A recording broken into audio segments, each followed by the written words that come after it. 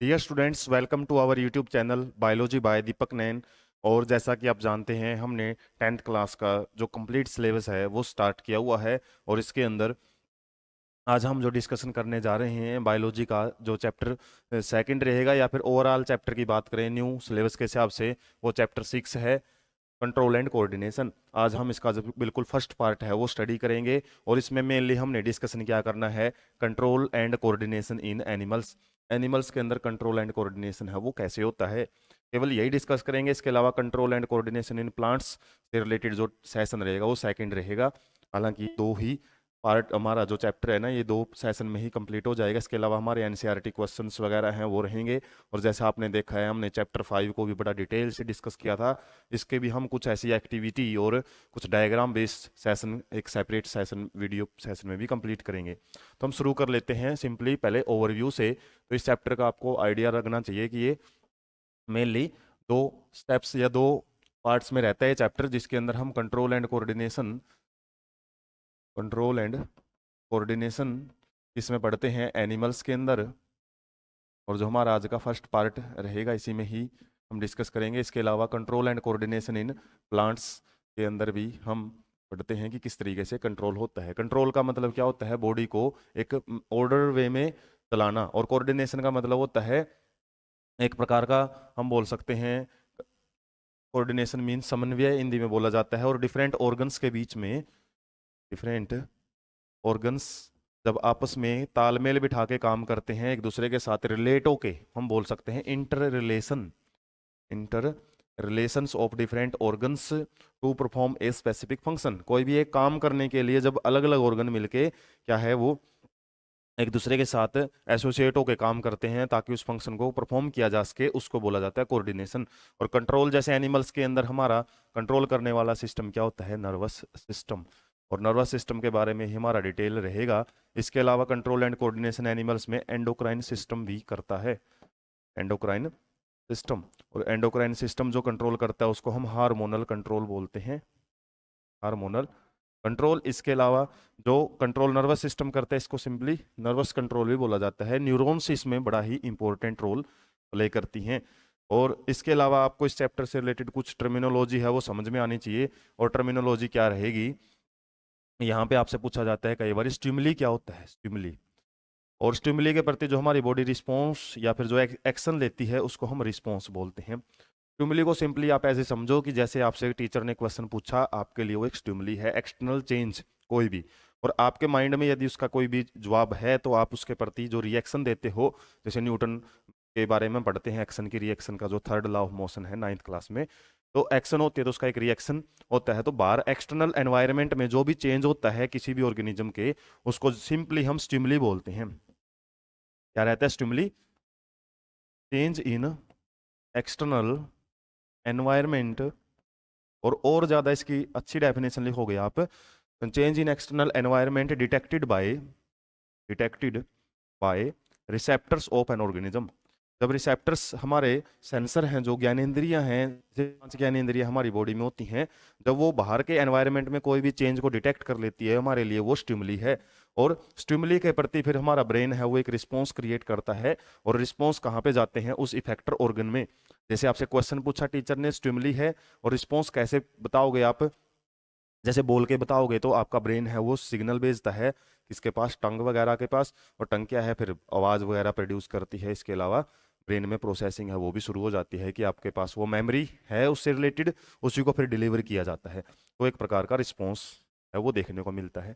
तो stimuli and response से ही हमारा बॉडी है वो रहता है, एक प्रकार के कोऑर्डिनेशन है हमारी बॉडी में वो देखा जाता है। तो इस तरीके से आपको याद रखना है, हमारी बॉडी में डिफरेंट डिफरेंट रिसेप्टर्स हैं वो कौन कौन से प्रेजेंट होते हैं वो याद रखने हैं। जैसे ऑल फैक्ट्री रिसेप्टर होते हैं, ऑल फैक्ट्री जो स्मेल से रिलेटेड डिटेक्शन करते हैं गंध किस चीज़ की है। इसके अलावा फोटो रिसेप्टर्स होते हैं, फोटो रिसेप्टर्स जो लाइट को रिसीव करते हैं, जैसे हमारी आईज हैं वो आ जाती हैं। इसमें क्या है, नोज की एपिथेलियल सेल हैं नेजल कैविटी में वो आ जाती हैं। इसके अलावा ऑडियो रिसेप्टर्स क्या है, साउंड वगैरह है वो रिसीव करते हैं, ईयर्स आ जाते हैं। इसके अलावा हमारे टेस्ट के लिए रिसेप्टर होते हैं, गस्टेटरी रिसेप्टर बोलते हैं इनको, गस्टेटरी रिसेप्टर जो टेस्ट का पता लगाते हैं, जो टंग में प्रेजेंट होते हैं। इसके अलावा हमारे ठंडे गर्म का पता लगाती है, थर्मो रिसेप्टर्स बोल सकते हैं हम। थर्मो रिसेप्टर या टच से रिलेटेड भी हमको पता लग जाता है, तो वो है हमारी स्किन। इस तरीके से हमारे लगभग 5 रिसेप्टर्स हम पढ़ते हैं। 5 सेंस ऑर्गन्स या सेंसिज हमारी बॉडी की हैं, वो रिसेप्टर्स का काम करते हैं। और रिसेप्टर्स यदि आपसे पूछा जाए क्या होता है, केवल इस पार्ट में हमें केवल एनिमल के अंदर कंट्रोल एंड कोऑर्डिनेशन का डिस्कशन कर रहा हूँ। इसके अलावा पार्ट सेकंड में हम प्लांट के बारे में अलग से पढ़ेंगे। तो रिसेप्टर्स क्या हैं? सिंपली वो ऑर्गन्स होते हैं या फिर टिश्यू प्रेजेंट होते हैं, tissue which have sensory cells, या फिर हम बोल सकते हैं which have excitable cells. Excitable cells, या फिर बोल सकते हैं जहाँ पे नर्व एंडिंग वगैरह प्रेजेंट होती हैं, नर्व एंडिंग्स। जो एक्साइटेबल सेल्स है ना, वो हमारी नर्व से ही होती हैं, और नर्व एंडिंग जहाँ पे प्रेजेंट होती है वहाँ से क्या बनते हैं, फिर सिग्नल्स रिसीव किए जाते हैं। Signals of stimuli are received. तो यही वो ऑर्गन होते हैं, टिश्यू होते हैं, या फिर ग्रुप ऑफ सेल्स होती हैं जहाँ से हमारी नर्व एंडिंग प्रेजेंट होती है। और नर्व एंडिंग में एक बार यदि सिग्नल बन जाता है ना, तो फिर वो ब्रेन के पास लेके जाया जाता है। तो ब्रेन के पास लेके जाने वाले भी 2 न्यूरॉन्स होती हैं। वो क्या क्या रहती हैं? एक तो जो सिग्नल लेके जाती हैं उनको हम सिंपली बोलते हैं एफरेंट न्यूरॉन्स। याद रख लेंगे, एफरेंट न्यूरॉन जो सिग्नल ब्रेन के पास लेके जाती है, और वहां से जो सिग्नल आता है इफरेंट न्यूरॉन। हालांकि इनके बारे में डिस्कशन हमने अलग से करना भी है। तो अब हम समझ लेते हैं कंट्रोल एंड कोऑर्डिनेशन का। हालांकि आपको आइडिया दे ही दिया है। तो यहाँ पे कंट्रोल एंड कोऑर्डिनेशन किसके द्वारा होता है? मेनली नर्वस सिस्टम के द्वारा। जो हमारी बॉडी के अंदर अलग अलग पार्ट है नर्वस सिस्टम के, वो काम करते हैं। इसके अलावा एंडोक्राइन सिस्टम, एंडोक्राइन सिस्टम या फिर हार्मोनल कंट्रोल भी हमारी बॉडी में देखा जाता है। और ह्यूमंस के अंदर या फिर अदर एनिमल्स के अंदर ये फोटो रिसेप्टर्स या फिर जो भी अलग अलग टाइप के हमने रिसेप्टर्स या सेंस ऑर्गन है, वो बड़ा ही इंपॉर्टेंट रोल प्ले करते हैं। और नर्वस सिस्टम के बारे में सिंपली हमने क्या याद रखना है? यहाँ पे एक्साइटेबल सेल्स प्रेजेंट होती हैं, जो कि सिग्नल्स वगैरह या स्टिमुली को क्या करती हैं? रिसीव करती हैं। रिसीव करती हैं, फिर वो जो सिग्नल्स बनते हैं, वो सिग्नल्स को कहाँ भेजती है? ब्रेन के पास। और ब्रेन क्या करता है? उसको इंटरप्रेट करता है या एनालिसिस करता है। और एनालिसिस करने के बाद मोटर ऑर्गन्स के पास सिग्नल है, वो भेजता है, जिसकी वजह से कोई भी रिस्पॉन्स है वो बॉडी में क्रिएट होता है। तो इस नर्वस सिस्टम के हम कंपोनेंट्स भी देखेंगे। एंडोक्राइन सिस्टम सिंपली हमारी कुछ ग्लैंड्स होती हैं बॉडी में, जिनको एंडोक्राइन ग्लैंड्स बोलते हैं। और एंडोक्राइन ग्लैंड्स डक्टलेस ग्लैंड भी इनको बोला जाता है। इनके पास कोई डक्ट नहीं होती, जिसकी वजह से जो इनकी सिक्रीशन है, सिक्रीशन को हम हॉर्मोन्स बोलते हैं। और अलग अलग ग्लैंड्स हमारी बॉडी में अलग अलग हार्मोन्स सिक्रीट करती हैं। देखेंगे हम 7 to 8 हमारी बॉडी के अंदर वर्क करती रहती हैं। और जो हार्मोन्स हैं ये ब्लड के अंदर सिक्रीट होते हैं, और ब्लड इनको टारगेट ऑर्गन में लेके जाता है। और टारगेट ऑर्गन में ही वहीं पे क्या करते हैं? ये एक्शंस परफॉर्म करते हैं। डिफरेंट डिफरेंट टाइप के जो भी सिग्नल्स वगैरह इन्होंने प्रोड्यूस करने हैं, वो हार्मोनल कंट्रोल है वो देखता है। तो इस तरीके से एक जनरल सा आइडिया आपको याद रखना पड़ेगा, क्या क्या इन दोनों में डिफरेंस है। इसके अलावा हम पढ़ लेते हैं पहले nervous system. Human nervous system की बात करें तो इसके मेनली 2 कंपोनेंट्स होते हैं। 2 में आ जाता है, एक तो central nervous system, central nervous system. और सेंट्रल नर्वस सिस्टम मतलब ये बिल्कुल बॉडी की जो हमारे मेन सेंट्रल पोर्शन होता है वहाँ पे प्रेजेंट होता है। और इसमें आपके मेनली 2 कंपोनेंट्स आ जाते हैं, जिसमें एक तो ब्रेन और एक स्पाइनल कॉर्ड, स्पाइनल कॉर्ड। और ब्रेन की यदि बात करें, ब्रेन का बिल्कुल डिटेल में तो नहीं बोल सकते, बल्कि एक आइडिया सा है, हम 10th क्लास में पढ़ते हैं। इसके अलावा 11th क्लास में और ज़्यादा डिटेल मिलती है। ब्रेन के मेनली 3 पार्ट हम पढ़ते हैं: फोर ब्रेन, मिड ब्रेन और हाइंड ब्रेन। और इनके यही फंक्शन है कि किस किस पार्ट को कैसे कंट्रोल करते हैं, कौन कौन सी एक्टिविटी को कंट्रोल किया जाता है। जबकि स्पाइनल कॉर्ड क्या करती है? मेनली जो ब्रेन के सिग्नल्स हैं, ब्रेन एंड बॉडी ऑर्गन्स जो होते हैं, उनके बीच में एक प्रकार का कनेक्शन का काम करती है। एक प्रकार का हम बोल सकते हैं कनेक्टिविटी का काम करती है, कनेक्टिविटी। कुछ नर्व्स हैं, कुछ नर्व फाइबर्स हैं या फिर न्यूरॉन्स हम बोल सकते हैं, वो कहाँ से निकलती है? ब्रेन से, जिसको हम क्रेनियल न्यूरॉन्स, क्रेनियल नर्व्स बोलते हैं। हमारी बॉडी में लगभग 12 पेयर्स क्रेनियल नर्व्स के राइज होते हैं, जो डायरेक्ट ब्रेन से निकले होते हैं। जबकि लगभग 31 जो क्रेनियल जो हम बोल सकते हैं स्पाइनल कॉर्ड से निकलती हैं, तो उनको हम बोला जाता है स्पाइनल नर्व्स। स्पाइनल नर्व्स जो सिग्नल्स को पूरी बॉडी के साथ कोरिलेट करती हैं। तो 31 क्रेनियल नर्व्स, स्पाइनल नर्व्स होती हैं। इसके अलावा ये जो फोर ब्रेन है ज़्यादातर वॉलेंट्री एक्शंस वगैरह है वो कंट्रोल करता है। वॉलेंट्री एक्शन और ज़्यादातर हमारे जितने भी सेंस ऑर्गन है, जितनी इन्फॉर्मेशन लेके आते हैं वो फोर ब्रेन के पास ही लेके आते हैं। मिड ब्रेन एक प्रकार की कनेक्टिविटी का काम करता है, हाइंड ब्रेन और मिड ब्रेन, इसमें फोर ब्रेन के बीच में। और हाइंड ब्रेन है वो ज़्यादातर इन वॉलेंट्री एक्शंस हैं उनको कंट्रोल करता है, इनवॉलेंट्री एक्शंस। हालांकि इनके बारे में थोड़ा सा आइडिया हम आगे भी डिस्कस करेंगे। इसके अलावा जो दूसरा पार्ट है या फिर दूसरा कंपोनेंट बोलते हैं उसको बोलते हैं हम peripheral nervous system. Peripheral nervous system. और पेरिफेरल नर्वस सिस्टम है, पेरिफेरी का मतलब क्या होता है, बाउंड्री। हमारी बॉडी की जो एक्सिस है जैसे ब्रेन है और स्पाइनल कॉर्ड बीचों बीच प्रेजेंट है, इसके बाद जो भी साइड में जितनी भी न्यूरॉन्स वगैरह निकली होती हैं साइड में, मतलब हमारी पेरिफेरी या बाउंड्री की तरफ जितना भी काम हो रहा होता है सिग्नल्स का, रिसीविंग का, वो पेरिफेरल नर्वस सिस्टम करता है। और इसके भी आगे फर्दर 2 कंपोनेंट्स होते हैं। वो कौन कौन से कंपोनेंट्स यदि हम बात करें तो होता है somatic nervous system, somatic nervous system, और एक होता है autonomic, autonomic nervous system. Automatic काम करता है जो ऑटोनोमिक नर्वस सिस्टम भी इसको बोला जाता है। सोमैटिक नर्वस सिस्टम में मेनली आपको बताया था 2 टाइप की न्यूरॉन्स काम करती हैं। इफरेंट न्यूरॉन्स जो सिग्नल लेके जाती हैं ब्रेन से, और जो ब्रेन की तरफ सिग्नल लेके जाती हैं उनको इफरेंट न्यूरॉन्स बोला जाता है, न्यूरॉन्स। इसके अलावा ऑटोनोमिक नर्वस सिस्टम है, ये ज़्यादातर हमारी इन वॉलेंट्री एक्शंस कंट्रोल करता है या फिर इंटरनल ऑर्गन्स जो होते हैं उनको कंट्रोल करता है। और 2 टाइप का रिस्पॉन्स क्रिएट करता है, एक तो सिंपैथिक कंट्रोल या sympathetic nervous system, sympathetic nervous system, एक पैरासिम्पैथिक। सिंपैथिक नर्वस सिस्टम क्या करता है, ये किसी भी एक्शंस को बढ़ाने का काम करता है, एक प्रकार का स्टिमुलेटर हम उसको बोलते हैं, स्टिमुलेंट होता है, स्टिमुलेटर का काम करेगा, जैसे हार्ट बीट को बढ़ाना, रेस्पिरेटरी रेट को बढ़ाना।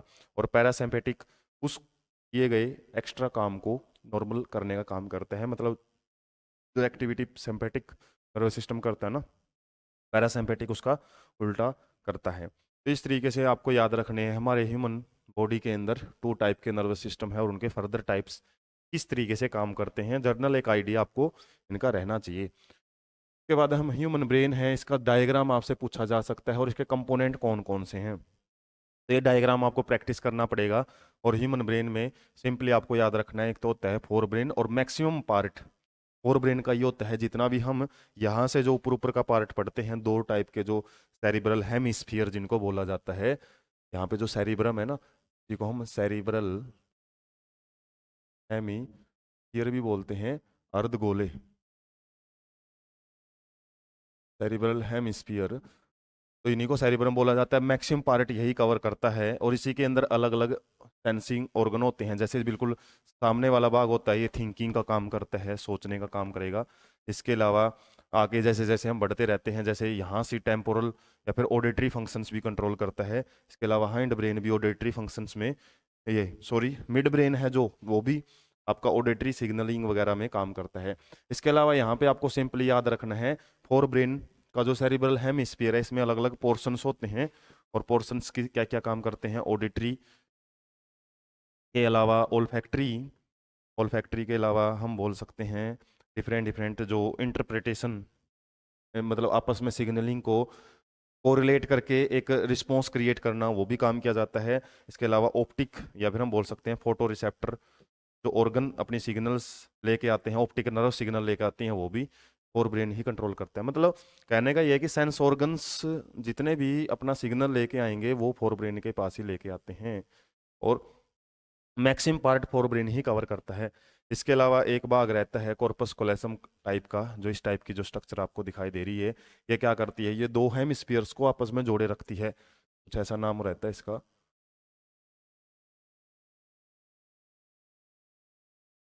कॉर्पस कोलेसम जो क्या करता है, मेनली 2 सेरिब्रल हेमिस्फीयर को जोड़ता है। इसके अलावा जो ये बीच में हमको पार्ट दिखाई देता है इस प्रकार का, ये हमारी हाइपोथैलेमस ग्लैंड के अंदर भी पढ़ते हैं हम, सुपर मास्टर ग्लैंड होती है, पिट्यूटरी ग्लैंड मास्टर ग्लैंड होती है, ये सिग्नल को, हाइपोथैलेमस के सिग्नल को मतलब रिसीव करके और खुद के जो फंक्शन है मास्टर ग्लैंड मतलब दूसरी ग्लैंड्स को कंट्रोल करती हैं। तो यहाँ पे हम देख सकते हैं नर्वस सिस्टम के साथ ही एसोसिएटेड होती हैं ग्लैंड्स भी, नर्वस सिस्टम में भी उसको कंट्रोल किया जाता है। इसके अलावा हाइंड ब्रेन के 3 पार्ट होते हैं, पोन्स, मेडुला और सेरिबेलम। सेरिबेलम एक लीफ लाइक स्ट्रक्चर प्रेजेंट होती है, लीफ लाइक स्ट्रक्चर, और ये क्या करता है, मेनली इनवॉलेंट्री एक्शंस को कंट्रोल करता है। और इसी को बोला जाता है छोटा दिमाग होता है, जैसे पीछे की तरफ हो प्रेजेंट होता है ना, तो यही बोला जाता है कि बच्चों के पीछे नहीं मारना चाहिए, जिसकी वजह से हो सकता है यहाँ पे यदि कुछ गड़बड़ी होगी तो ब्रेन की एक्टिविटी को नुकसान पहुंचा सकती हैं। तो सेरिबेलम ये इनवॉलेंट्री एक्शंस हैं जितनी भी हमारी, और खासकर जो इंटरनल ऑर्गन्स के जो फंक्शनिंग है उनको कंट्रोल करता है। इसके अलावा जो हमारी वॉलेंट्री एक्शन के अंदर जो प्रीसीजन्स आती हैं, एक्यूरेसी आती है, आराम आराम से प्रैक्टिस कर करके जब हम परफेक्ट होते हैं ना, तो परफेक्ट करने का काम भी इसी भाग का रहता है, हाइंड ब्रेन के अंदर ही जो पार्ट प्रेजेंट होता है। तो इस तरीके से आपको ये याद रखना है। और यहीं से फिर क्या शुरू हो जाती है, स्पाइनल कॉर्ड, जो कि हमारा सेंट्रल नर्वस सिस्टम का दूसरा भाग होता है। तो ब्रेन के तो आपको सिंपली याद रखने कौन कौन से पार्ट होते हैं, और उनसे रिलेटेड दो दो फंक्शंस हैं, आप उनके लिख सकते हो, और कौन सा भाग कहाँ पे प्रेजेंट होता है, यही एक आइडिया आपको दिया हुआ है। उसके बाद यदि हम बात करें पार्ट्स ऑफ ब्रेन में, हम पढ़ ही चुके हैं वैसे तो, एक तो फोर ब्रेन होता है, फंक्शन की बात कर लेंगे थोड़ी, मिड ब्रेन क्या कुछ काम करता है, इसके अलावा हमारा जो हाइंड ब्रेन है उसका क्या फंक्शन है। तो फोर ब्रेन में आपको बताया है जैसे कि थिंकिंग का काम है, वो करता है थिंकिंग। इसके अलावा हंगर सेंटर भी होता है ये। इसके अलावा जितने भी हमारे रिसेप्टर्स होते हैं, रिसेप्टर्स की सिग्नल्स को रिसीव करता है, और इन जितने भी लगभग वॉलेंट्री एक्शंस हैं, लगभग वॉलेंट्री एक्शंस को कंट्रोल करता है। ये हालांकि आगे पार्ट भी हो जाते हैं, जैसे इसमें थैलेमस, थैलेमस पार्ट होता है इसका। इसके अलावा हाइपोथैलेमस, हाइपोथैलेमस, ये भी इसके पार्ट्स होते हैं। हाइपोथैलेमस तो हमने देखा, ये सुपर मास्टर ग्लैंड होती है, फिर ये एंडोक्राइन सिस्टम को कंट्रोल करती है। मिड ब्रेन के बारे में आप सिंपली याद रख सकते हो, क्या करता है, कनेक्टिविटी, कनेक्टिविटी प्रोवाइड करता है between fore brain and hind brain. इसके अलावा ये कुछ ऑडिटरी फंक्शंस हैं, सुनने से रिलेटेड है, जो उसका भी काम करता है, ऑडिटरी सेंटर का भी काम करेगा। हाइंड ब्रेन है, ये आपको बताया है, इसके पोन्स 3 तो पार्ट होते हैं, pons, cerebellum, cerebellum and medulla oblongata, medulla. और ये क्या करते हैं, मेनली इनवॉलेंट्री एक्शंस, जितने भी हमारी बॉडी की इनवॉलेंट्री एक्शंस हैं, जैसे हार्ट बीट वगैरह है, डाइजेस्टिव सिस्टम का एक्शन है, किडनी का एक्सक्रीटरी सिस्टम है, इस टाइप की जो इनवॉलेंट्री एक्शंस हैं उनको कंट्रोल करता है। और साथ में प्रीसीजंस इन वॉलेंट्री एक्शंस, वॉलेंट्री एक्शन के अंदर जितनी भी एक्यूरेसी है उसको भी ये कंट्रोल करता है, प्रैक्टिस से परफेक्शन की तरफ लेके जाता है माइंड ब्रेन। तो ये आपको कंपोनेंट्स थोड़े याद रखने हैं। इसके अलावा ब्रेन के अंदर जितनी भी, या फिर जो नर्वस सिस्टम के अंदर जितनी भी सेल्स होती हैं उनको हम बोलते हैं न्यूरॉन सेल्स, और न्यूरॉन्स ही मेनली ये काम करती हैं। अलग अलग टाइप का जो भी हम फंक्शन कर देखते हैं ना, वो न्यूरॉन सेल्स ही परफॉर्म करती हैं। तो न्यूरॉन्स और नेफ्रॉन, इनसे कंफ्यूज नहीं होना आपने, नेफ्रॉन किडनी की स्ट्रक्चरल यूनिट थी, और न्यूरॉन किसकी यूनिट होती है, हमारी नर्वस सिस्टम की। और जितनी भी सेल्स होती हैं हमारे नर्वस सिस्टम में वो न्यूरॉन्स ही हैं। एक्साइटेबल सेल्स होती हैं ये, एक्साइटेबल सेल एक्साइटेड हो जाती हैं जल्दी, और सिग्नल वगैरह हैं वो इसे बनते हैं। और इसकी स्ट्रक्चर आपसे पूछ ली जाती है, तो स्ट्रक्चर आपको समझ में आनी चाहिए कि न्यूरॉन की स्ट्रक्चर, हालांकि आप 9th में पढ़ते थे, और यहाँ भी आपसे स्ट्रक्चर से रिलेटेड क्वेश्चंस हैं वो यहाँ पे मिल सकते हैं। तो इस टाइप से एक तो इसकी स्ट्रक्चर होती है सेल बॉडी, और यहीं पे एक न्यूक्लियस इसके पास प्रेजेंट होता है। और जो ये एयर लाइक स्ट्रक्चर्स हैं वो बनाई है मैंने, ये क्या होती हैं, डेंड्राइट्स होते हैं, एक प्रकार के सिग्नल्स को रिसीव करते हैं। तो इस टाइप से ये क्या है, डेंड्राइट्स हैं। और ये क्या है, हमारा सेल बॉडी को हम साइटन भी बोलते हैं, साइटन। उसके बाद यहाँ से शुरू हो जाता है जो पार्ट, एक लॉन्ग ट्यूबुलर स्ट्रक्चर जो यहाँ से शुरू हो चुकी है, तो हम बोलते हैं एक्सोन। इस पार्ट को बोलेंगे हम एक्सोन, और एक्सोन कवर्ड होता है कुछ स्पेशल टाइप की सेल्स के द्वारा। ऐसी ऐसी कुछ सेल्स प्रेजेंट होती हैं के ऊपर, जिनको हम बोलते हैं सेवान सेल्स, का नाम रहता है सेवान सेल्स। और एक्सोन इस पूरे पार्ट को बोल दिया जाता है। और इस सेवान सेल से ही जो एक कवरिंग बनी हुई है, इस कवरिंग को हम माइलिन शीथ भी बोलते हैं, माइलिन शीथ। और जहाँ पे सेवान सेल से आपस में आके खत्म हो जाती हैं, इस टाइप के जो भी पोर्शंस हैं वो बनते हैं, उसको हम बोलते हैं सिंपली, ये यहाँ पे स्ट्रक्चर जो बनी हुई है, नोड्स ऑफ ग्रेन्यूलर। उसके बाद जो एक्सोन वाला पार्ट है, ये आगे जाके फिर यहाँ पे इस टाइप से इसके अंदर ब्रांचेज वो निकल जाती हैं। और इस ब्रांचेज इस टाइप की जो ब्रांचिंग सी हैं, वो यहाँ पे मतलब डिवाइड हो जाता है, और डिवाइड होकर इस टाइप के बल्ब लाइक स्ट्रक्चर्स हैं वो इसमें से बनती हैं,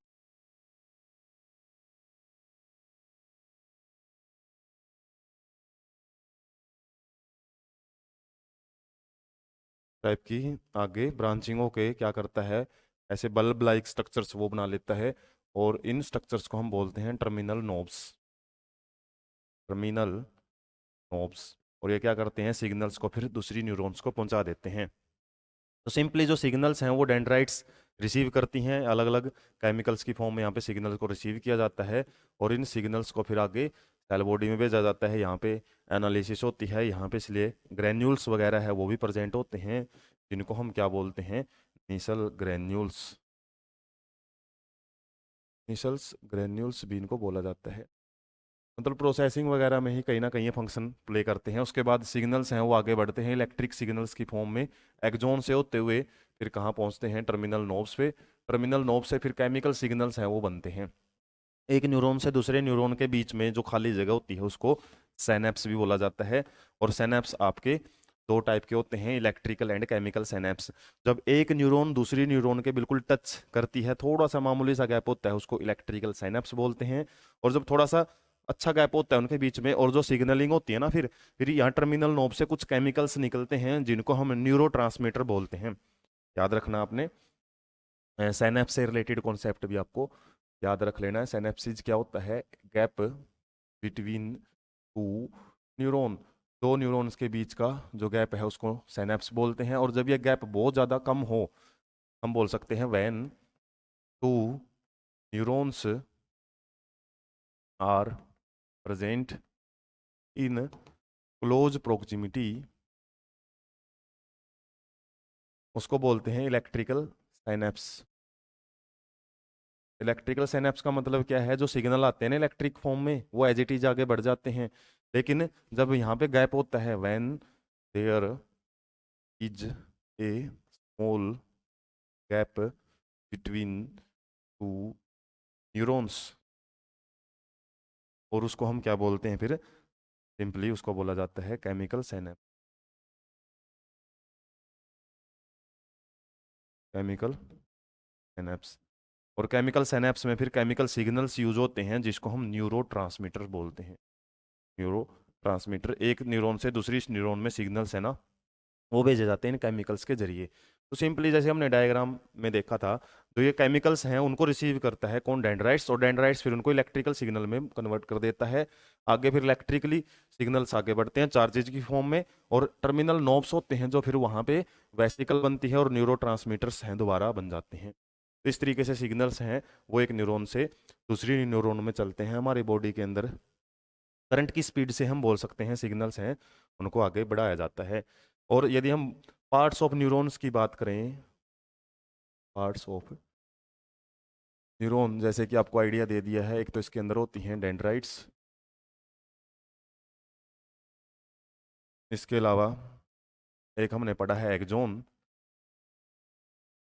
इसके अलावा एक आया था बीच में सेल बॉडी, हम बोल सकते हैं सेल बॉडी। तो तीन पार्ट हैं वो रहते हैं।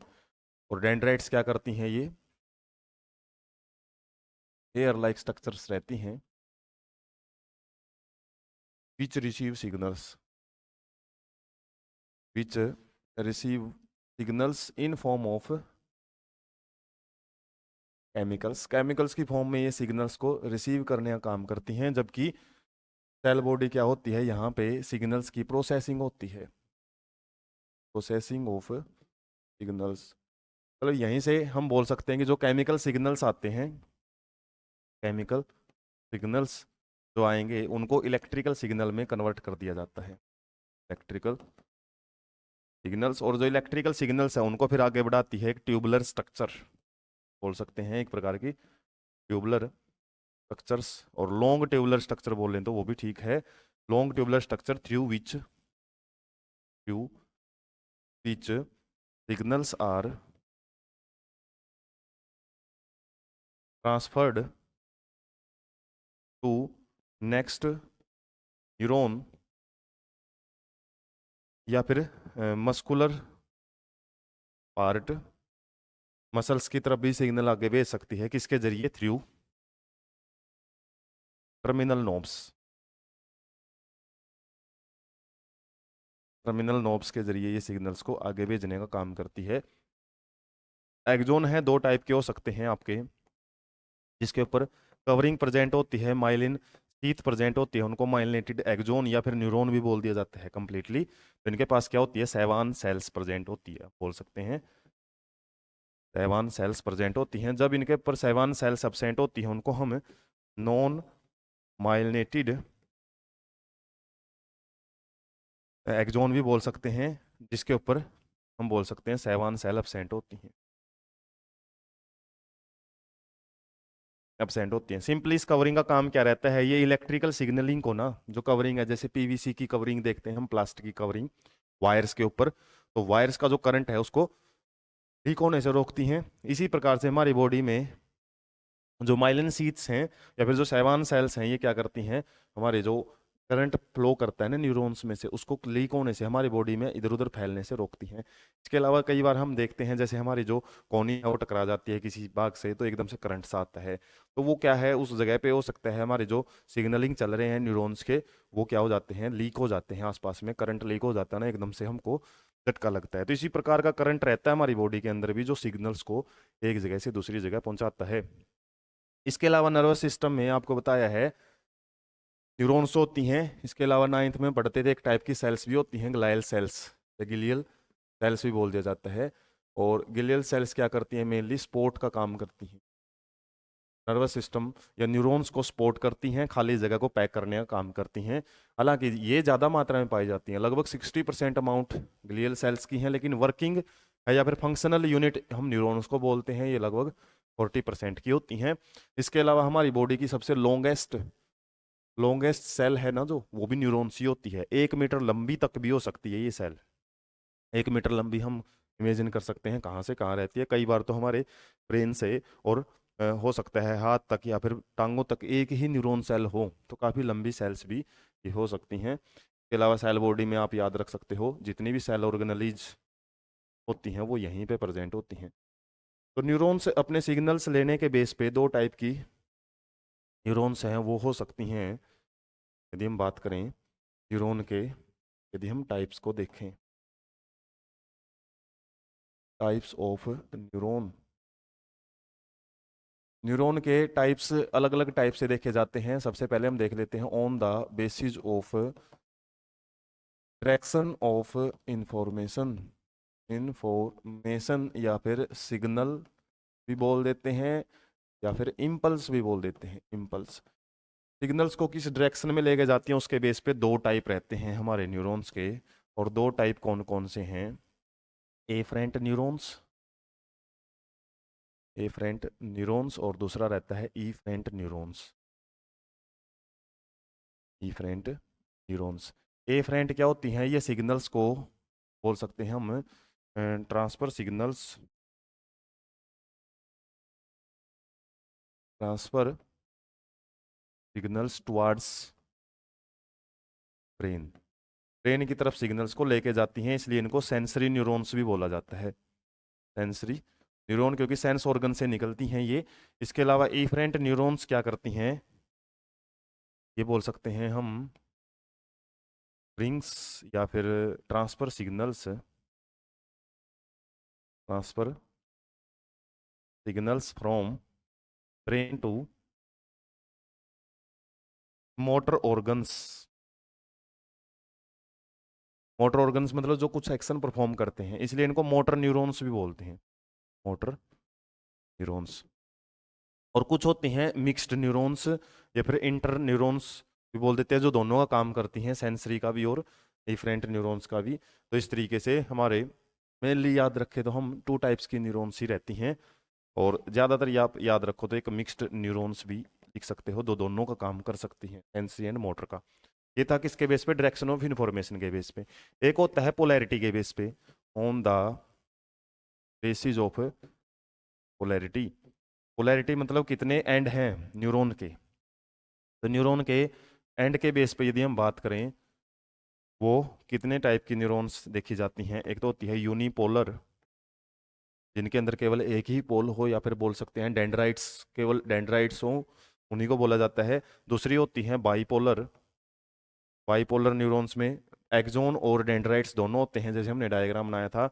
इसके अलावा मल्टीपोलर न्यूरॉन भी हो सकती है, मल्टीपोलर न्यूरॉन्स। मल्टीपोलर में क्या है, जैसे कोई सेल है उससे काफ़ी सारे जो एक्सोन्स हैं वो निकले हुए होते हैं। डेंड्राइट्स तो काफ़ी सारे होते हैं, लेकिन जब एक से ज़्यादा जो एक्सोन्स हैं वो निकले हुए होते हैं, उसको हम बोलते हैं मल्टीपोलर न्यूरॉन। ये आप नॉर्मल डिटेल के लिए याद रख सकते हो। तो इस तरीके से आपको मेन जो ब्रेन के अंदर स्ट्रक्चर्स होती हैं, जैसे हमने किडनी का जो स्ट्रक्चर पढ़ा था, तो नेफ्रॉन को ज़्यादा डिटेल में समझा था, ऐसे ही न्यूरॉन्स को थोड़ा सा आपके लिए डिटेल में जाया हुआ है। उसके बाद एक रिफ्लेक्स एक्शन होता है, जो कि किसके द्वारा परफॉर्म किया जाता है? स्पाइनल कोड के द्वारा। और क्या होती है reflex action? Involuntary sudden actions होती हैं, जो क्या किया जाती हैं, हम बोल सकते हैं performed performed by our body during a emergency condition. Emergency condition, किसी इमरजेंसी कंडीशन में, जैसे एकदम से हमारा गर्म हाथ पे गर्म कोई चीज के साथ हाथ टच कर जाता है, तो एकदम से हमारा यदि ध्यान ना भी हो, एकदम से हाथ पीछे की तरफ खींच लिया जाता है। तो इसमें हम बोल सकते हैं एक सबसे अच्छी कंडीशन क्या होती है? Without the direct participation, direct participation of our brain. हमारे ब्रेन के डायरेक्ट पार्टिसिपेशन के बगैर जो इंफॉर्मेशन कंट्रोल होती हैं, या फिर हमारी बॉडी में जो एक्शंस होती हैं, उनको हम क्या बोलते हैं? Reflex action. और इसमें सबसे इंपॉर्टेंट रोल किसका होता है? स्पाइनल कॉर्ड बड़ा ही इंपॉर्टेंट रोल प्ले करती है। तो सिंपली रिफ्लेक्स एक्शन में जो भी पाथ यूज किया जाता है, path used by signals during reflex action, उसी को हम क्या बोलते हैं? रिफ्लेक्स आर्क नाम दिया जाता है, रिफ्लेक्स आर्क। हमारी बुक के अंदर डायग्राम भी दिया हुआ है, उसको हम सेपरेट पार्ट में पढ़ेंगे। सिंपली होता क्या है, जैसे यहाँ पे हम बात करें, हमारी स्पाइनल कॉर्ड का एक वर्टिब्रा है, और इस वर्टिब्रा के अंदर जो भी पोर्शन होता है, हम बोल सकते हैं एक प्रकार की मिक्स्ड न्यूरॉन्स यहाँ पे प्रेजेंट होती हैं, मिक्स्ड न्यूरॉन। और एक जगह से मान लो अपने ने सिग्नल रिसीव किया है, कोई भी हॉट चीज़ लगी है, और वो सिग्नल को फिर स्पाइनल कॉर्ड के पास लेके आती हैं सेंसरी न्यूरॉन्स। और उसके बाद वो सिग्नल फिर क्या किया जाएगा? यहाँ पे प्रोसेस किया जाएगा, और वापस उसको फिर कहाँ पे लेके आ जाएगा? मोटर पार्ट की तरफ। मोटर पार्ट क्या होती है? मसल्स। और इनको सिग्नल को कौन लेके आती है? Simply motor neurons. और मोटर न्यूरॉन्स क्या करती हैं? फिर मसल्स में एक्शन क्रिएट करती हैं, ताकि उस पार्ट को हम उस इमरजेंसी सिचुएशन से पीछे की तरफ खींच लें। तो एक प्रकार की आर्क बनती है। देख सकते हैं आर्क हम मैथमेटिक्स में पढ़ते हैं, एक प्रकार का क्या होता है? सर्कल का एक पार्ट। तो इसलिए इसको रिफ्लेक्स आर्क क्या बोला जाता है? जो पाथ रिफ्लेक्स एक्शन के द्वारा यूज किया जाता है। सिंपली रिफ्लेक्स एक्शन से रिलेटेड आपको याद रखना है कि किस तरीके से इसमें सेंसरी न्यूरॉन काम करती हैं। सेंसरी का एक भाग हमने पढ़ा था, या फिर एक अलग नाम पढ़ा था, ए फ्रेंट भी बोला जाता है, और इसको फ्रेंट बोला जाता है, ई फ्रेंट। ई और ए में फर्क है, ये हमने नेफ्रॉन के अंदर भी डिस्कशन किया था। उसके बाद आपसे एक छोटा सा टॉपिक रहता है, नर्वस सिस्टम हमारा प्रोटेक्टेड कैसे रहता है, और खासकर सेंट्रल नर्वस सिस्टम का यहाँ पे जिक्र किया जाता है। और सेंट्रल नर्वस सिस्टम में ब्रेन है। ब्रेन कहाँ पे प्रेजेंट होता है? हमारा क्रेनियम में। क्रेनियम को क्या बोलते हैं? स्कल भी बोलते हैं, स्कल। क्रेनियम के अंदर प्रोटेक्शन रहती है ब्रेन की। और इसके अलावा कुछ मीनिंग्स मतलब लेयर्स होती हैं जो ब्रेन को प्रोटेक्ट करती हैं। और यदि हम बात करें 3 लेयर्स प्रेजेंट होती हैं जो आप 11th क्लास में डिटेल में पढ़ोगे। और इसके अलावा एक फ्लूइड भी भरा होता है, cerebro spinal fluid, cerebro spinal fluid, जो कि ब्रेन के सराउंडिंग में इसको ढके रहता है, कवर किए रहता है, जो इसको क्या करेगा, मैकेनिकल से बचाता है। जब हमारा सर टकरा जाता है तो जाहिर सी बात है हमारे सबसे जो मेन प्रोटेक्शन का काम करती हैं स्कल, स्कल के अंदर कुछ होती हैं लेयर्स, मीनिंग्स, और उसके बाद सेरिब्रो स्पाइनल फ्लूइड, फिर हमारा ऑर्गन आता है ब्रेन।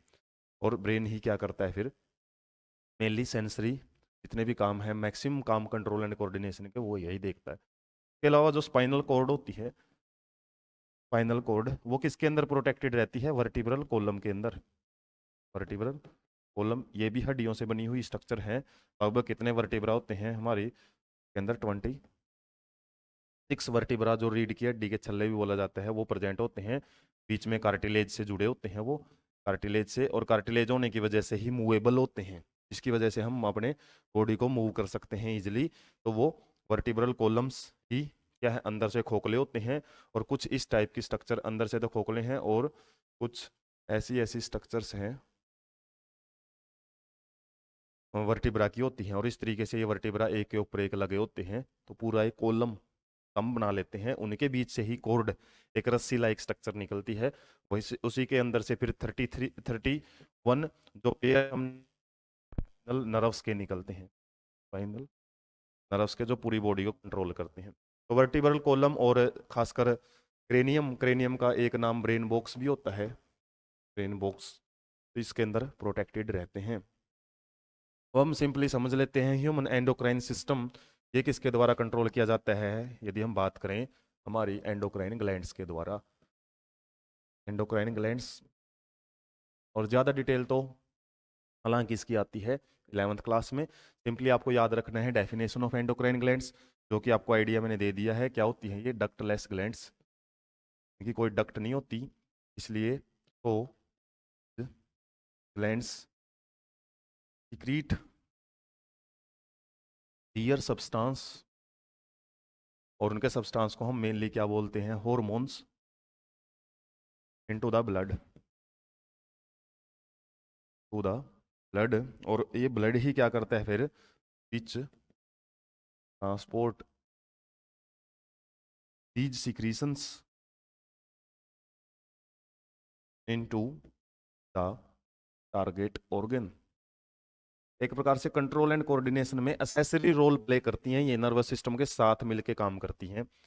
और यदि हम बात करें जो हॉर्मोन्स क्या होते हैं, हॉर्मोन्स, इसकी डेफिनेशन भी यही रह जाती है, केमिकल मैसेंजर्स, मैसेज लेके जाते हैं एक प्रकार से, ताकि ये होते हैं हमारी बॉडी के chemical messengers which are secreted by endocrine glands and act as carry of information. एक प्रकार की इंफॉर्मेशंस को कैरी करके लेके जाते हैं, पार्टिकुलर ऑर्गन्स पे काम करते हैं, ये भी लिख सकते हैं, and act on target organ. कुछ टारगेट ऑर्गन्स पे जाके अपना रिस्पॉन्स है वो पैदा करते हैं, हार्मोन्स। और काफ़ी सारे हार्मोन्स हमारी बॉडी में सिक्रीट किए जाते हैं एंडोक्राइन ग्लैंड्स के द्वारा। और यदि एंडोक्राइन ग्लैंड्स पढ़े हम कौन कौन सी रहती हैं, काफ़ी सारी है। सबसे पहली सुपर मास्टर ग्लैंड होती है हाइपोथैलेमस, उसके अलावा पिट्यूटरी, फिर एक पीनल ग्लैंड भी होती है, ग्लैंड। और ये जितनी भी तीनों ग्लैंड मैंने लिखी हैं ये सारी हेड रीजन में होती हैं। उसके बाद की ग्लैंड पे आ जाते हैं हम, जैसे हेड रीजन से आएंगे थ्रोट में, गले में होती है हमारी थायराइड ग्लैंड। उसके अलावा एक ग्लैंड और होती है पैराथायरॉइड, पैराथायरॉइड ग्लैंड, ये हमारे थ्रोट में प्रेजेंट होती है। इसके अलावा जैसे ही हम और बॉडी के नीचे के पार्ट में आएंगे तो यहाँ पे थाइमस ग्लैंड भी होती है, कुछ यंगर एज में मिलती है बच्चों में, और ये हार्ट के पास रहती है। बात करेंगे हार्ट के पास, हालांकि एक टेबल भी समझेंगे थाइमस ग्लैंड। उसके बाद क्या आ जाती हैं फिर, पैनक्रियाज भी आ जाती है, यहाँ पे लिख रहा हूँ मैं बाकी नाम। पैनक्रियाज ग्लैंड जो एंडोक्राइन और एक्सोक्राइन दोनों ही काम करती हैं। इसके अलावा फिर आ जाती हैं गोनेट्स। गोनेट्स भी मिक्स फंक्शन करती है, एक्सो एंड एंडोक्राइन दोनों ही काम करती हैं गोनेट्स का भी। तो इस तरीके से कुछ ग्लैंड्स हैं। इसके अलावा एड्रनल ग्लैंड भी प्रेजेंट होती हैं। एड्रनल ग्लैंड जो किडनी के ऊपर प्रेजेंट होती हैं। तो इन्हीं की हमने फंक्शनिंग है वो समझनी है, क्या क्या ये काम करती हैं। सबसे ज़्यादा काम एड्रनल ग्लैंड का भी अपने बुक में सेपरेटली डिस्कस किया हुआ है। और मेनली रहता है इनकी एक टेबल जो आपके लिए इंपॉर्टेंट रहेगी, वही हम समझ लेते हैं। और टेबल में यहाँ पे मैं लिख रहा हूँ ग्लैंड्स के बाद लिख रहा हूँ यहाँ पे हार्मोन कौन कौन से सीक्रेट करती हैं। के बाद एक इनकी लोकेशन की भी बात कर लेंगे, ग्लैंड्स कहाँ प्रेजेंट होती हैं। और फिर इन फंक्शंस भी देख लेते हैं। और यदि थोड़ा सा सही रहेगा पहले मैं लोकेशन लिख देता हूँ और फिर हॉर्मोन्स लिखेंगे तो थोड़ा बेटर रहेगा, ताकि हम हार्मोन के फंक्शन वो यहाँ पे देख लें। तो इस तरीके से सबसे पहली ग्लैंड है जो हाइपोथैलेमस। हाइपोथैलेमस हमने पढ़ा था एक प्रकार का ब्रेन का ही पार्ट होता है, फोर ब्रेन का। तो ये कहाँ प्रेजेंट होता है, हेड रीजन में बोल सकते हैं, हेड रीजन में। और हार्मोन कौन से सिक्रीट करती है ये, सिंपली पिट्यूटरी ग्लैंड को स्टिमुलेट करने वाले हार्मोन है। जैसे कोई एग्जांपल आपसे पूछा जाए, GnRH गोनाडोट्रोपिन रिलीजिंग हार्मोन, कैसा हार्मोन है जो हाइपोथैलेमस सिक्रीट करती है। और इसका फंक्शन क्या करता है, control the secretion of pituitary hormones. और यदि इसका फंक्शन यदि आपसे पूछा जाए स्पेशली GnRH का, इसका पूरा नाम होता है gonadotropin, gonadotropin releasing hormone. Gonadotropin releasing hormone simply क्या करता है, पिट्यूटरी ग्लैंड से, पिट्यूटरी ग्लैंड से क्या सिक्रीट करवाता है, क्रीट पिट्यूटरी ग्लैंड से सिक्रीट करवाएगा कौन से hormones, gonadotropin hormone, FSH and LH, कुछ हार्मोन्स है वो सिक्रीट करवाता है। और इसको हम क्या बोल सकते हैं, सुपर मास्टर ग्लैंड भी इसको बोला जा सकता है, सुपर मास्टर ग्लैंड, क्योंकि ये मास्टर ग्लैंड होती है जो पिट्यूटरी, इसके बाद हम पिट्यूटरी को ही देखेंगे। पिट्यूटरी इसकी सिक्रीशन को कंट्रोल करता है हाइपोथैलेमस। पिट्यूटरी ग्लैंड की भी बात करें, ये भी हेड रीजन में ही प्रेजेंट होती है। और हेड रीजन में कौन कौन से काफ़ी सारे हार्मोन सिक्रीट करती है, ग्रोथ हार्मोन भी, TSH वगैरह भी, FSH वगैरह भी, LH वगैरह हार्मोन है, थायराइड स्टिमुलेटिंग हार्मोन बोलते हैं इसको, TSH को। तो काफ़ी सारे हार्मोन्स है वो सिक्रीट करती हैं।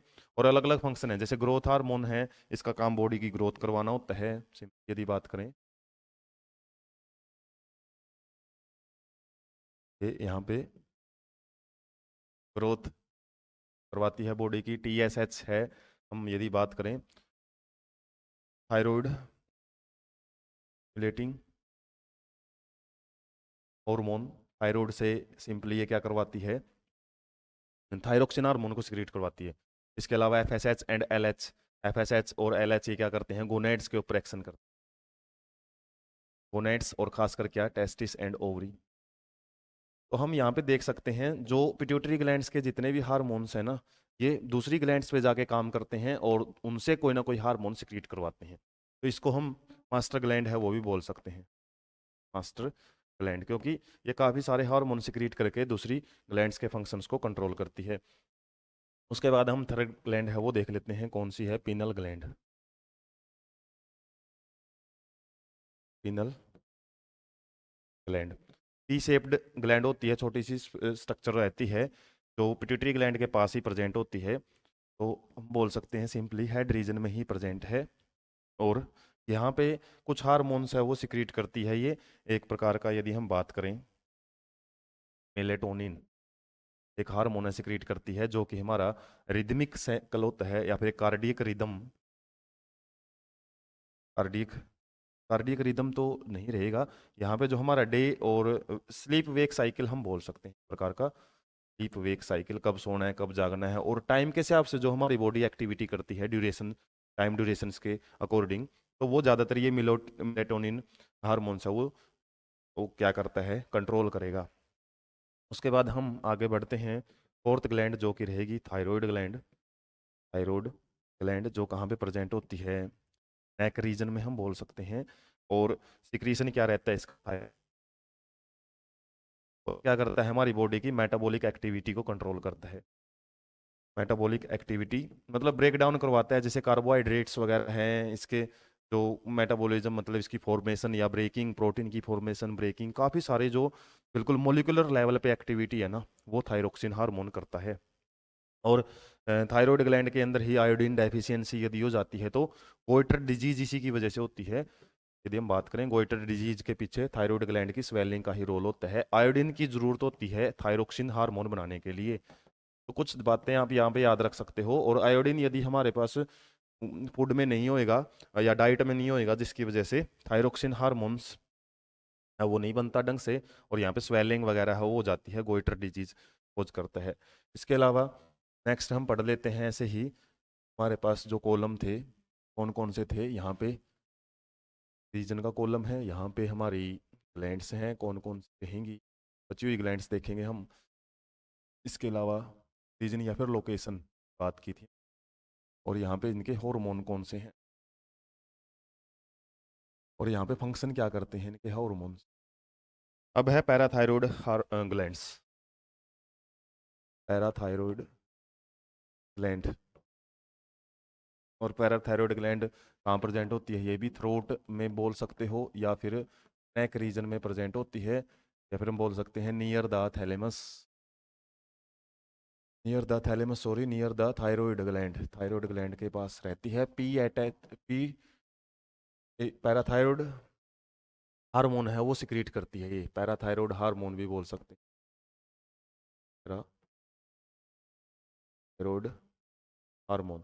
और इसका काम क्या रहता है मेनली, ये कैल्शियम के लेवल को कंट्रोल करता है, कैल्शियम के लेवल को कंट्रोल करेगा एक हार्मोन के साथ मिलके, जो कि एक प्रकार का कैल्सिटोनिन हार्मोन होता है, जो हमारी पैनक्रियाज के द्वारा भी सिक्रीट किया जाता है। इसके अलावा और भी हार्मोन रहते हैं हालांकि पैराथायरॉयड हार्मोन आप नाम ही याद रख सकते हो, फंक्शन अपने लेवल पे नहीं मिलेगा आपको, 11th में जरूर मिल जाएगा। तो ये कौन सी नंबरिंग आ गई वो हम देख लेते हैं। फोर्थ था तो हमने फिफ्थ जो नंबरिंग है वो यहाँ पे कंप्लीट कर ली। अब आ गई सिक्स्थ, सिक्स्थ नंबर पे है थाइमस ग्लैंड। थाइमस ग्लैंड जो कहाँ पर प्रेजेंट होती है, नियर हार्ट, हार्ट के पास होती है। और ज़्यादातर जो यंग या फिर चिल्ड्रंस वाली स्टेज में ये मतलब मिलेगी आपको, ओल्ड स्टेज में, ओल्ड स्टेज में ये डिजेनरेट हो जाती है, खत्म हो जाती है। और हार्मोन कौन सा रिलीज करती है, ये थाइमोसिन हार्मोन रिलीज करती है, जो कि इम्यून सिस्टम में रोल प्ले करता है, इम्यून सिस्टम को मजबूत बनाता है। मतलब जैसे बच्चों का इम्यून सिस्टम थोड़ा सही रहता है, ओल्ड एज में ये इम्यून सिस्टम कम होने का, एडोलसेंट स्टेज में ही आते आते ये मान सकते हैं ये ग्लैंड डिजनरेट होना हो जाती है और ख़त्म होने की कगार पे पहुंच जाती है। 7 नंबर पे आ जाती है आपकी पैनक्रियाज ग्लैंड। पैनक्रियाज ग्लैंड कहाँ प्रेजेंट होती है, नियर स्टमक हम बोल सकते हैं। कौन से हार्मोन सिक्रेट करती है, सबसे ज़्यादा हार्मोन इसका पढ़ा जाता है इंसुलिन, एक होता है ग्लूकागन, ग्लूकागन। इंसुलिन तो क्या करता है, ये डिक्रीज करता है शुगर लेवल को, डिक्रीज शुगर लेवल, ग्लूकोज का लेवल है ना उसको डिक्रीज करता है, जबकि ग्लूकागन है ये इंक्रीज करता है, इंक्रीज शुगर लेवल हम बोल सकते हैं, वो बढ़ाने का काम करेगा ग्लूकागन। एक दूसरे के अपोजिट काम करते हैं, दोनों मिलके ही क्या करते हैं हमारे शुगर लेवल को कंट्रोल करने का काम करेंगे। कम होएगा तो बढ़ाने का काम करता है ग्लूकागन, जबकि इंसुलिन उसको कम करता है। और एक सोमेटोस्टेटिन हार्मोन भी रहता है, सोमेटो हार्मोन, उसका फंक्शन हालांकि हमारे इतना नहीं है, ज़्यादातर इंसुलिन का फंक्शन हमारे लेवल का ही ज़्यादा इंपॉर्टेंट रोल प्ले करेगा। 8th नंबर पे आ जाती है एड्रनल ग्लैंड। एड्रनल ग्लैंड कहाँ प्रेजेंट होती है, ये अबो किडनी, किडनी के ऊपर प्रेजेंट होती है। और जबकि सिक्रीशन क्या रहता है इसका, कि हम यदि बात करें एड्रेनलिन और नॉन एड्रेनलिन या फिर नोर एड्रेनलिन हार्मोन्स हैं वो सिक्रीट करती हैं, और जिससे हमारा क्या होता है एक प्रकार से 3F फंक्शन है वो परफॉर्म किए जाते हैं। 3F में मतलब राइट, यदि हम डर जाते हैं उस केस में हमारी हार्ट बीट वगैरह है, ब्रीदिंग रेट उसको फास्ट कर देती है। इसके अलावा यदि हम बात करें लाइट मतलब भागने के लिए, यदि हमको दौड़ना है और इस तरीके से फाइट लड़ना है, तो उन केस में इमरजेंसी कंडीशंस के लिए प्रिपेयर करते हैं कौन से हार्मोन, एड्रेनलिन और नॉर एड्रेनलिन क्या करते हैं फिर हमारी नॉर्मल फंक्शनिंग को, जैसे हमने पढ़ा था पैरासिम्पैथिक और सिम्पैथिक एक दूसरे के अपोजिट काम करते हैं, ये भी एक दूसरे के अपोजिट ही काम करते हैं। यदि हमारी एक्टिविटी को इमरजेंसी के लिए तैयार करना है तो एड्रेनलिन हार्मोन ज़्यादा सिक्रीट हो जाता है। पूछा भी जाता है आपसे 3F ग्लैंड किसको बोलते हैं, एड्रेनल ग्लैंड को बोलते हैं। इसके अलावा ए ग्लैंड हमारी बची हुई है वो रहेगी गोनेट्स, और गोनेट्स है अलग अलग रहती हैं, ये मेल में टेस्टिस होती हैं जबकि फीमेल के अंदर है ओवरीज होती हैं। और प्रेजेंस की बात करें, लोकेशन की यदि हम बात करें, ये कहाँ प्रेजेंट होती है, इन स्क्रोटम, आउटसाइड द बॉडी भी बोल सकते हो, outside the abdominal cavity, testis की बात करें। और ओवरीज की बात करें हम बोल सकते हैं इन द लोअर एब्डोमिन, पेट के लोअर हिस्से में प्रेजेंट होती है एब्डोमिन।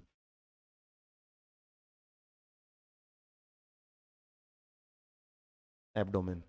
और यदि हम बात करें इनके हॉर्मोन्स की, हॉर्मोन्स कौन कौन से सिक्रीट करते हैं, टेस्टिस से हार्मोन रिलीज होता है एंड्रोजन्स, एंड्रोजन्स। और एंड्रोजन्स में सबसे मेन हार्मोन होता है टेस्टोस्टेरोन, टेस्टोस्टेरोन। और ओवरीज से रिलीज होते हैं एस्ट्रोजन, एस्ट्रोजन एंड प्रोजेस्ट्रोन। के अलावा और हार्मोन्स हैं वो भी सिक्रीट करती है ये। और इनमें यदि हम टेस्टिस के हार्मोन्स का फंक्शन पढ़ते हैं, फंक्शंस की बात करते हैं, तो फंक्शन टेस्टोस्टेरोन क्या करता है, मेनली जितने भी सेकेंडरी सेक्सुअल कैरेक्टर्स हैं, सेकेंडरी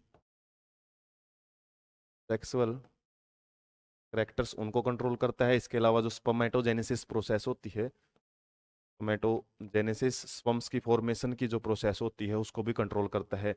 और यदि एस्ट्रोजन और प्रोजेस्ट्रोन, प्रोजेस्ट्रोन की बात करें तो ये क्या करता है, मेनली इसको प्रेगनेंसी हार्मोन भी बोलते हैं, जो वोम के अंदर चाइल्ड या फिटस है ग्रो करता है वो इसी हार्मोन्स की प्रेजेंस की वजह से करता है। एस्ट्रोजन है ना, जो जितने भी प्यूबरिटी के टाइम हम चेंज देखते हैं, प्यूबरिटी के जो चेंजेज हैं फीमेल्स में वो शो करता है एस्ट्रोजन हार्मोन। या फिर फीमेल्स के अंदर जो भी करेक्टर्स हैं हार्मोनल कंट्रोल है वो सारा फीमेल्स को जो मेल से सेपरेट करता है, डाइमॉर्फिज्म जो मिलती है मेल और फीमेल के अंदर, वो ये सेपरेट हार्मोन से ही होती। और इन हार्मोन्स के ऊपर कौन, या फिर हम बोल सकते हैं इन ग्लैंड्स के ऊपर कौन से हार्मोन काम करते हैं, FSH एंड LH हार्मोन्स है ना, वो इन ग्लैंड्स से ही सिक्रीशन करवाते हैं टेस्टोस्टेरोन एंड प्रोजेस्टेरोन की। तो LH और FSH दोनों के अंदर ही मेल और फीमेल के केस में रिलीज होते हैं। इस तरीके से डिफरेंट टाइप के हार्मोन्स थे और हमने इनके फंक्शन देखा है, समझा है। इसके अलावा जो भी फर्दर हम डिटेल डिस्कस करेंगे वो control and coordination in plants की रहेगी। फिर भी इसका कुछ बचा हुआ पोर्शन है हम एक सेपरेट पार्ट में जो एक्टिविटीज वाला या डायग्राम वाला जो पार्ट रहेगा उसके अंदर डिटेल में डिस्कस करेंगे। साथ में कुछ क्वेश्चंस भी बचेंगे, वहाँ पे भी कुछ 2-4 बातें जो छूट जाती हैं वो कवर अप कर लेंगे। तो मेन तो जो बचा हुआ इसमें पार्ट है एक नर्वस कंट्रोल और एंडोक्राइन कंट्रोल में डिफरेंस क्या है, वो कहीं ना कहीं क्वेश्चन आएगा एक्सरसाइज में या ब्लू बॉक्स में, वहाँ पे हम उसको डिटेल में पॉइंट्स में क्लियर करेंगे अच्छे से। तो इस तरीके से हमारा जो फर्स्ट पार्ट है, वीडियो लेंथ काफ़ी लंबी जरूर हो गई है लेकिन हमने अच्छे से कवर अप किया है। कुछ पॉइंट्स वगैरह हैं जो मिसिंग है या फिर कोई छोटी मोटी मिस्टेक हो, अपने हिसाब से भी उसको क्लियरिफाई करने की कोशिश करें। कोई भी चीज़ यदि नहीं समझ में आती है तो आप कमेंट सेक्शन में ज़रूर डालें, वहाँ पे आपको एट ए टाइम कोशिश की जाएगी आपका रिप्लाई करने की। कोई भी आपको सेशन किसी भी टॉपिक से रिलेटेड स्पेशल वीडियो यदि आपको बनवानी होती हैं तो वो भी आप कमेंट सेक्शन में डाल के उस पार्ट के लिए भी हम फिर सेशन के लिए भी आपके लिए मेहनत करने के लिए तैयार हैं। इसी प्रकार के सेशन के लिए और इंटरेस्टिंग वीडियोज़ के लिए आप चैनल के साथ जुड़े रहें, चैनल को सब्सक्राइब करें और साथ में वीडियोज़ को अपने दोस्तों के पास ज़्यादा से ज़्यादा शेयर करें। Thank you so much.